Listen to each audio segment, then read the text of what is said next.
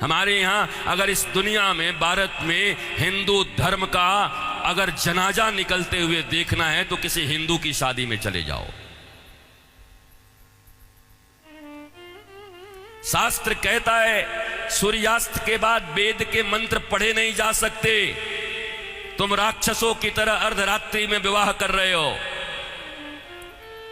अरे वो काल कुछ और था जब मुगल तुम्हारे यहां थे।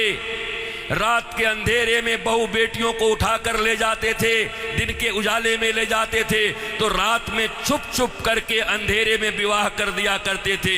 अब कौन मुगल और कौन अंग्रेज तुम्हारे पीछे पड़ा है? क्यों नहीं तुम सूर्यास्त के पहले विवाह करते हो, अभिजित मुहूर्त में करते हो? वेद तो वही कहता है। तो तुम्हें तो ये भी ज्ञान नहीं है। हिंदू धर्म का डंका लेके घूमते चल रहे हो, डंका पीट रहे हो हिंदू धर्म का। तुम्हारे विवाह में देवताओं का कितना अपमान होता है। अरे विवाह में दो प्रकार के कार्ड बनाओ। विवाह एक संस्कार है, विवाह एक यज्ञ है। अरे भैया, खाने पीने खिलाने वाले के लिए एक दिन रिसेप्शन जो करते हो कर दिया करना, पर विवाह में बड़े लिमिटेड लोगों को बुलाया करो। अपने अपने परिवार, वो भी जो सनातन संस्कृति को मानते हैं, पवित्र रहते हैं। विवाह संस्कार में देवता आते हैं तुम्हारे द्वारा किए गए यज्ञ के भाग को लेने के लिए। अरे नाक पोंछते हुए, कान खुजाते हुए, पता नहीं क्या क्या करते हुए अगर तुम किसी को भोजन दो तो तुम्हारा बच्चा भोजन नहीं करता।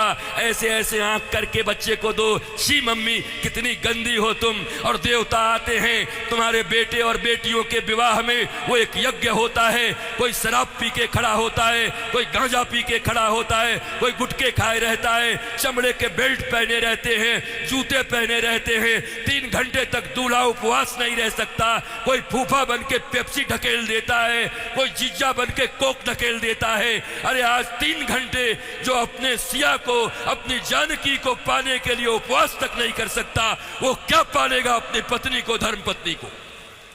ये कोई विवाह है? ये कोई सनातन संस्कृति है? और इसी को तुम विवाह कहते हो। विवाह यज्ञ है, यज्ञ है। इसलिए हमारे यहां तलाक और डिवोर्स का कोई सिस्टम नहीं है। उनके यहां विवाह एक एग्रीमेंट है, आज हुआ है कल तोड़ देंगे। पर सनातन संस्कृति धर्म पत्नी और पति स्वामी, इस प्रकार की एक संरचना है। विष्णु और लक्ष्मी बताया जाता उनको। तुम कौन से विवाह कर रहे हो? अंग्रेजों के पिट्ठुओं, अंग्रेजों के गुलाम बड़े बन गए हो। भारत के पैसे खा करके उन पैसों